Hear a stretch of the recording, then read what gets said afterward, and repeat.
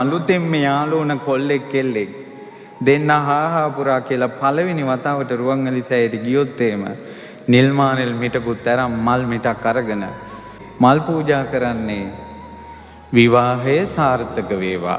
ඊට පස්සේ ඊළඟ ජීවිතේ තමන් මිනිස්සෙක් වෙලා කෙල්ල ප්‍රේතයෙක් හරි භූතයෙක් හරි වුණොත් එහෙම අර කෙල්ල අර කොල්ලගෙන්කට ආරූඪ වෙනවා. මන්ත්‍රයකින්වත් යාදීන්නකින්වත් මොකකින්වත් ඇඟින් අයින් කරන්න බෑ. සංසාරී ප්‍රාර්ථනා.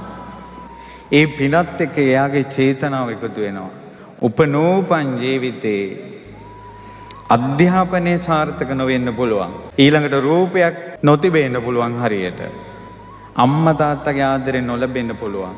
මොනවා නොලැබුණත් පෙළවහක් කරගන්නවා. බුද්ධ ශාසනයක් හම්බ වෙච්ච වෙලාවකත් පැවිද්දට හෝ ධර්මයට හිත නැමෙන්නේ කසාදේටම හිත නැමෙනවා. ඇයි මල් පුදලා තියෙන්නේ කසාදේ සාර්ථක වේවා. කසාදේ සාර්ථක වේවා. ඉතින් මේ වෙන්නේ උනේ මේ නැස්පැත්තිය උනේ මේ පරපුරට ධර්මය අහලා නැති නිසා.